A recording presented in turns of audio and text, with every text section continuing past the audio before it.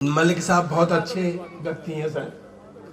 मेरे से यूँ कह रहे थे मैं यहाँ का एसीपी हूँ सर, प्रताप ऐसे खड़ा होना, ऐसे बोलना, ऐसे करना। मैंने कही सर देखो तुम सरदारों के कितने बुरे दिन आ गए कि उन्हें जाट भी सलाह दे रहे।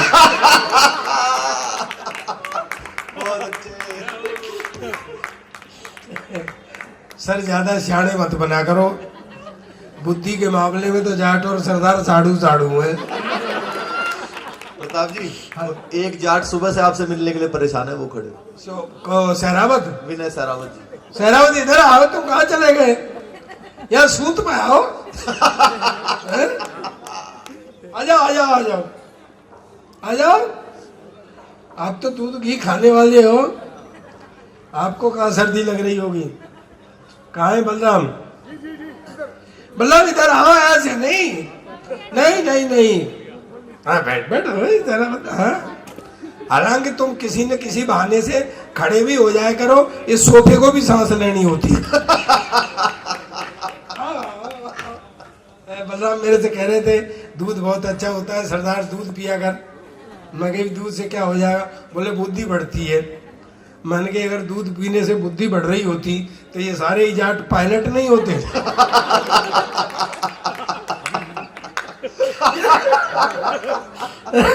ये तो रोज ही दूध में ही पल रहे, दूध में ही चल रहे।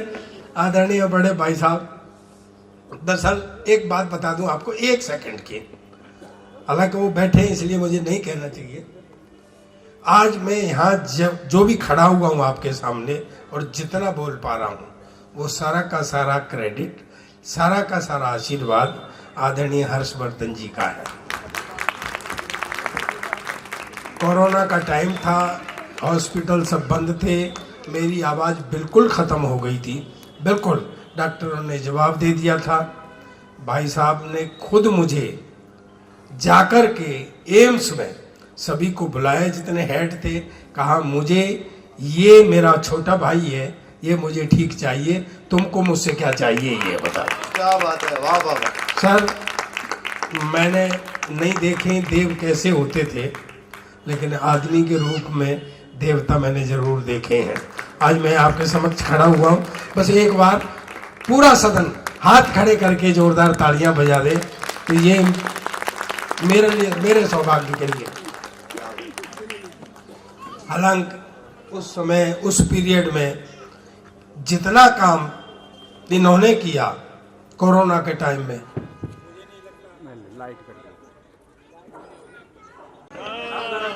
देख लो आ गई ना। क्यों आई पता है? मैंने जैसे ही कहा सरदार जी जाके देखो, तो स्विच ने समझ लिया कि अब सरदार का स्विच ठीक करना पड़ेगा। सरदार जी मस्त है आप, मैं जितना बोल रहा हूँ आपकी समझ में आ रही है? नहीं आएगी क्यों नहीं, आप कोई इंग्लैंड से आए क्या?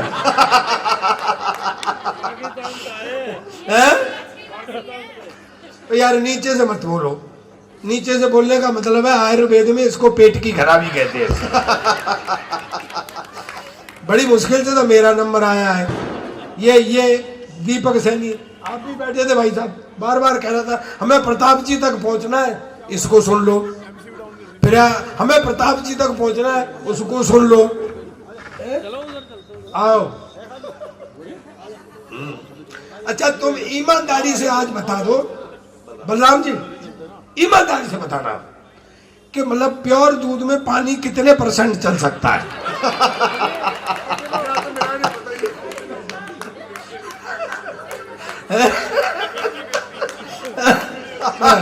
नहीं बदमाशी करिए, मैंने इतनी देर तक बांधे रखा है।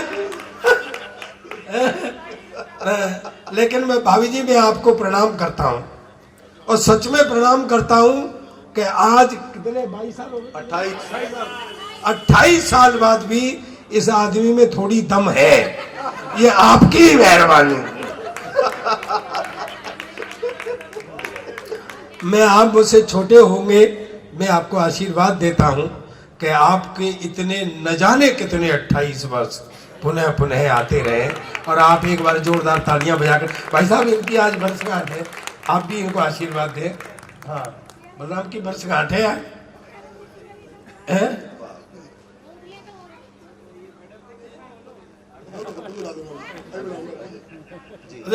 थोड़े रुक जाओ सर, मुझे दे लेने दो। क्योंकि ये आदमी बार बार इतना ही कह रहा था, इसे सुन लो सरदार जी तक पहुंचना है। मैं कोई 2-5 किलोमीटर पे बैठा हुआ था क्या? ये पहले भी मुझे बुला सकता था।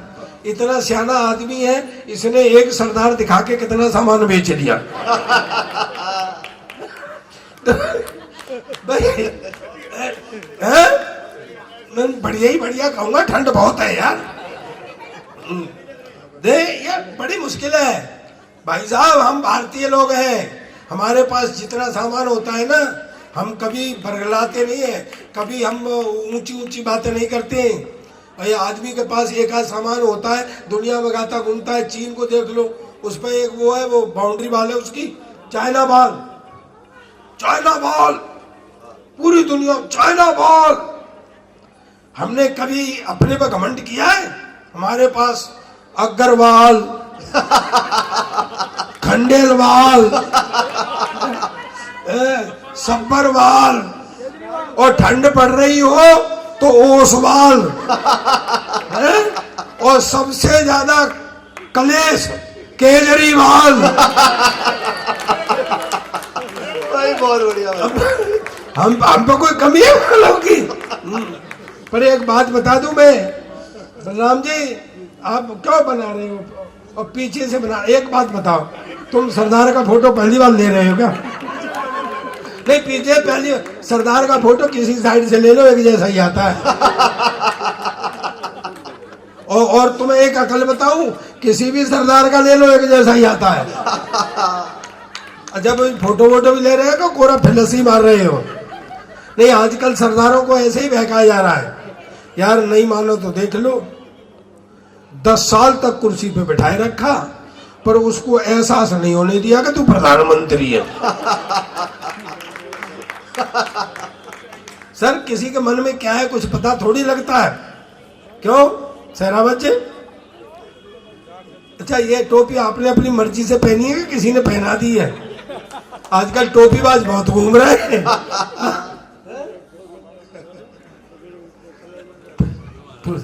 ना पुलिस से तो मैं कुछ भी ना कहूंगा भैया। इतनी भारी भरकम पुलिस, अब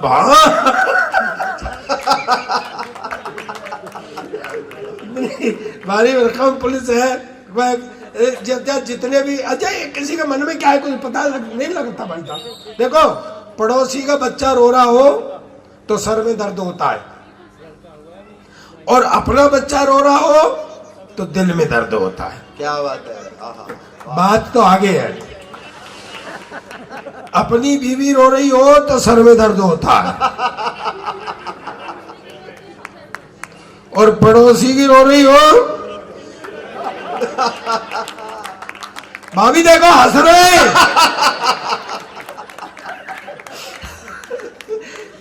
मी लॉर्ड, नोट किया जाए पॉइंट। ये वो उसकी बात है सर।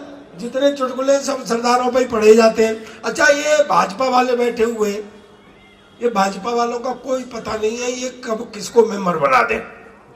तुम्हें पता भी नहीं लगा, तुम्हें मेंबर बना दे। मैं सही कह रहा हूँ आपसे? मैंने कभी मेंबरशिप भाजपा की नहीं लिया, पर मैं गारंटी से मेरा नाम निकलेगा इनकी लिस्ट में। ये भाजपा के लोग ही ऐसे। मैं ट्रेन में जा रहा था, बोल ना क्या कलेश है? क्या हुआ? नहीं, वो दूध फ्रीजर में रख दिया।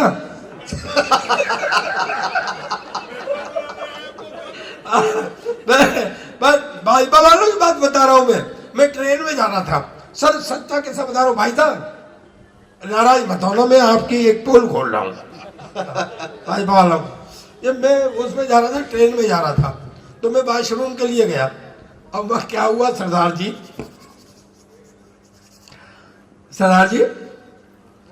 हाँ मतलब ध्यान से सुनना मेरी बात को, कहीं आप भी ना फंस जाओ। मैं फंस चुका हूं, मैं कम से कम अपने सरदारों को तो अवेयर कर ही सकता हूं। तो मैं गया तो उसमें एक नंबर लिखा हुआ 93453778, नीचे लिखा हुआ पूजा। हाँ, मेरे मन में भी कुछ गुलगुल गुलगुल होने लग गए। तो मैंने वो नंबर नोट कर लिया 93। मैंने अकेले में आकर के और वो सहरा बच्ची नंबर मिलाया, टन टन। तो उधर से गई, हेलो। मैंने कहा पूजा बोल रही हो? धीरे धीरे बोलना पड़ता है ना ऐसे उसमें नंबरों में। मैंने कहा पूजा बोल रही हो? सुन लो भाई साहब। जी भाई साहब। अब तो जल्दी ले जा, पूजा आ रही है। अच्छा, जल्दी कर जल्दी कर जल्दी। हाँ, निकल जा। ये पुलिस ने ले लिया। तुम तो कह रहे थे कि यहाँ की पुलिस खाती पीती नहीं है।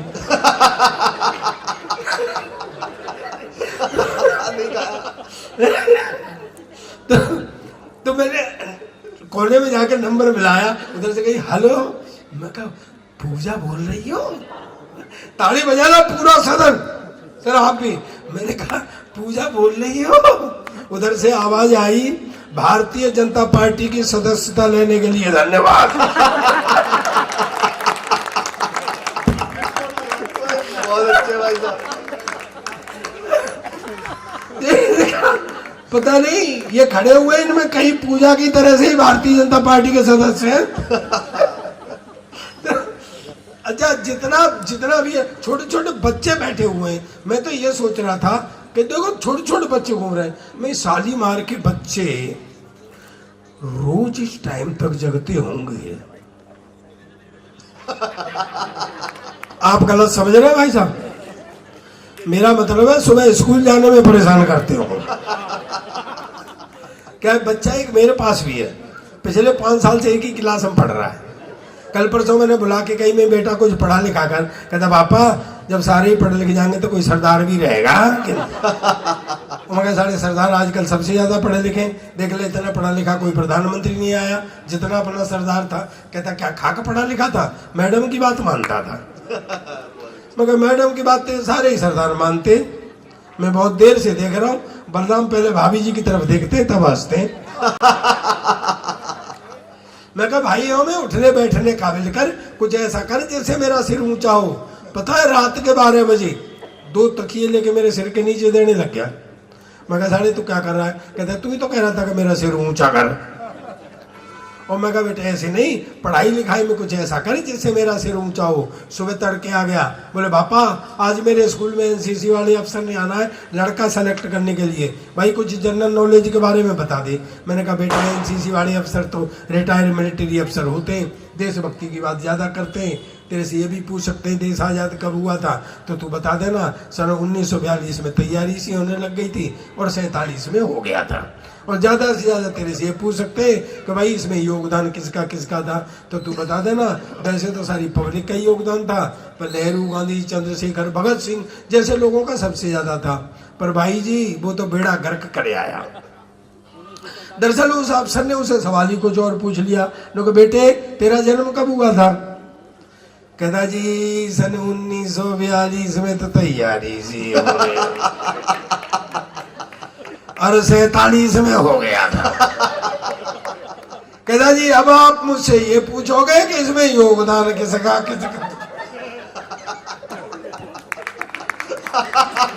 तो वैसे तो सारी पब्लिक का योगदान था, पर नेहरू कांग्रेसी नेताओं का सबसे ज्यादा था।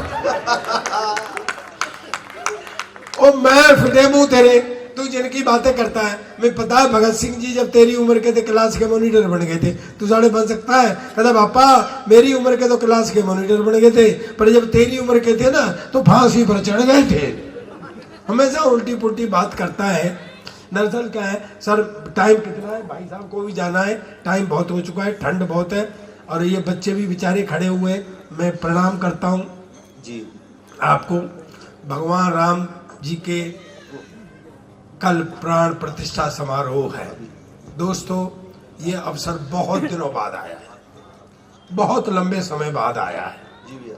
आपको एक बात बताना चाहता हूं। ठीक है कि राजीव जी के समय में वहां मूर्तियां स्थापित कर दी गई थी वो, लेकिन इतिहास से मैं आपको एक बात बताना चाहता हूं जो आप शायद आप में से बहुत कम जानते होंगे। सामने से बर्छियां चल रही थी, छाती पर बर्छियां झेलते हुए सिखों के आपने देखे होंगे हमारे निहंगों ने छातियों पर बर्छियां झेलते हुए सन 1818 में उस विवादित ढांचे पर जय श्री राम लिख दिया था। क्या बात है भैया, वाह वाह वाह, जय हो जय हो। मैं इतिहास से बात बता रहा हूं, काल्पनिक नहीं। आपको एक बात और बता देना चाहता हूं, भगवान राम कण कण में है, वैसे तो हर जगह व्याप्त है, कोई ऐसी जगह नहीं जहां पर नहीं है, लेकिन एक आराधना और एक आस्था की बात होती है। दोस्तों, भगवान राम, आपको शायद ये पता हो, मेरे गुरसिख भाई बैठे हुए हैं, शायद आपको पता हो, गुरु ग्रंथ साहिब में राम का नाम 924 बार आया है। क्या बात है। आहा, 4 पंक्तियां पढ़ता हूं, अगर आप तक पहुंच जाए। जगदीश जी चले गए क्या? जगदीश भाई साहब मैं प्रणाम करता हूं आपको। मैं जगदीश भाई साहब मेरे मेंटर रहे, दिल्ली मुझे जगदीश भाई साहब ही लाए थे। मैं चाहता हूं पूरा सदन एक बार हाथ खड़े करके जोरदार तालियां बजा करके जगदीश भाई साहब का स्वागत करें। मेरे मेंटर रहे हैं, मुझे यही लेकर के यहाँ दिल्ली आए थे सबसे पहली बार। दोस्तों, मैं 4 पंक्तियां पढ़ता हूं कि धर्म एक जीवन पद्धति है। मैं सिख हूं, लेकिन नहीं, लोग कहते हैं ना, मैं आज कह रहा हूं इस बात को, ऐलानिया कह रहा हूं। लोग कहते हैं हिंदू मुस्लिम सिख ईसाई आपस में सब भाई भाई। मैं कहता हूं इस नारे को बदल देना चाहिए, इसमें से सिख को निकाल देना चाहिए। ये नारा होना चाहिए सिंधु मुस्लिम और ईसाई आपस में सब भाई भाई। क्योंकि सिख इस हिंदू परिवार का वो बड़ा बेटा है, कभी तिलक लगा के तलवार हाथ में दे दी, देश धर्म की रक्षा का भार सौंप दिया, फिर आप हमें घर से अलग क्यों समझा जाता है। वाह वाह, प्रताप जी जिंदाबाद, वाह भैया वाह। तब मैं कहता हूं आस्था के प्रश्न, धर्म एक जीवन पद्धति है जिस पर मानव चलते हैं। मैं सिख हूं, ठीक है, लेकिन आस्थाएं थोड़ी बदलती हैं। अगली पंक्ति अगर सच हो तो पूरा सदन हाथ खड़े करके जोरदार ताली बजा के मुझे बताना कि मेरी बात आप तक पहुंच गई। धर्म एक जीवन पद्धति है जिस पर मानव चलते हैं, केवल धर्म बदल देने से पुरखे नहीं बदलते। हाय हाय, वाह भैया वाह वाह।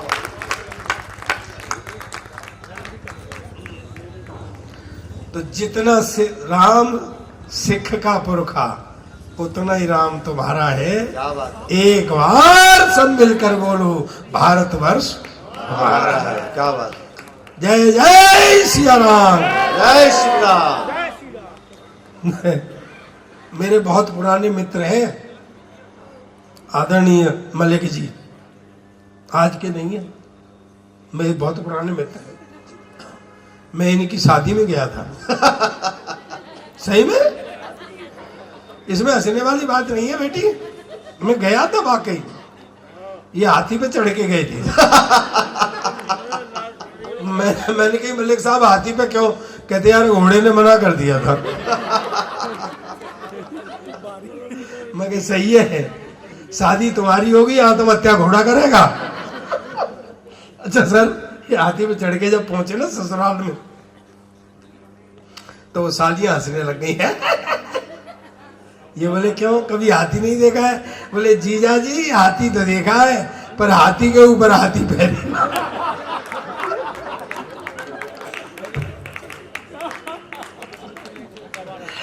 सरावत जी तुम तो थे? अरे वो हाँ कह रहे, भगवान कसम देश में झूठों की भी कमी नहीं है। अच्छा, वो साला भी हंसने लग गया। ये बोले क्यों, तेने भी हाथी पे हाथी पहली बार देखा है? बोले मैं नहीं, मैं तो इसलिए हंस रहा हूं कि पट्टों ने क्या बैलेंस बनाया है। सर आधा घंटे तक तो वो मेरी भाभी परेशान रही कि माला नीचे वाले के डालूं। जाओ। चलिए लास्ट करता हूं मैं, टाइम बहुत हो गया है। मेरा आज एक मन कर रहा है कि पुलिस पे एक जोक सुना दूं। हाँ ऐसा ही साहब कहाँ गए वो, भागेगा वो ऐसा ही साहब गाड़ी में बैठ गए वो। अच्छा, उनको पता था निपटाया जाएगा। हाँ मुझे पता है भाग जाएगा, अपनी कह जाएगा भाग जाएगा। बैठ बैठ। सर एक छोटा सा मेरा वाकया है सच्चा। लोग कभी कभी ये कह देते हैं यहाँ की पुलिस ऐसी नहीं है। अभी मुझसे ये कह रहा था दीपक कि यहाँ की पुलिस ऐसी नहीं है। मैं कि क्यों? बोले जो कुछ भी दे दो चुपचाप रख लेती है। ये इज्जत नहीं करती है। हाँ। तो मैं कहा दुनिया में चला जा, सब जगह की पुलिस एक जैसी है। मैं एक सच्चा किस्सा बताता हूँ आपको। मैं सर पिछले दिनों बैंकॉक गया था तीर्थ यात्रा में। क्या तीर्थ हो जाए भाई, इधर तीर्थ यात्री हैं जरा। हाँ। तो वहाँ क्या है सर, गाड़ी मिलती है। आप जैसे बैंकॉक घूमना चाहे ना तो वहाँ गाड़ी किराए पे मिल जाती है। पासपोर्ट देना होता है, गाड़ी किराए पे दे देते हैं। अगर आप खुद चला लेंगे तो गाड़ी का किराया कम होता है, अगर ड्राइवर सहित लेंगे तो किराया ज़्यादा होता है। तो मैंने उससे कहा, मैंने कहा जी गाड़ी चाहिए। बोले ड्राइवर चाहिए। मैं तू सरदारों की बेइज्जती कर रहा है? लोग हमसे कहते हैं ड्राइवर चाहिए। तो वो गाड़ी मैंने ले ली सर। मैं बिल्कुल सच्चा किस्सा है। तो मैं गाड़ी लेके मैं चलने लगा तो सामने रेड लाइट हो रही थी सर। तो मैं रेड लाइट पे रुक गया। अब मैंने देखा कि निकलने वाला कोई है ही नहीं। थोड़ी देर तो मैंने गुरु इंतजार किया, फिर मेरा हिंदुस्तान जाग गया अंदर से इंडिया। वो मैं जंप कर गया। जैसे ही मैंने जंप की, एक लाल बंदर के से मुंह का मेरे सामने आ गया। चुंग चुंगा लो चुंगो चुंगो। मगर साले तू कहाँ खड़ा हुआ था? मुझे तो कहीं दिख नहीं। चुंग चुंगा लो चुंगो चुंगो। तो मैंने कहा लाइसेंस मांग रहा हुआ। मैंने लाइसेंस दिया, ने मारा फेंक के चुंग चुंगा लो चुंगो चुंगो। मैं कहा कागज मांग रहा है, वो कागज दे दिए। कहते चुंग चुंगा लो चुंगो चुंगो। फिर मैंने सर झूठ नहीं कह रहा हूं, बाद में मैंने एक लोकल आदमी का सहारा लिया। मुझे पता चला मांग वो भी 20 रुपए ही रहा था।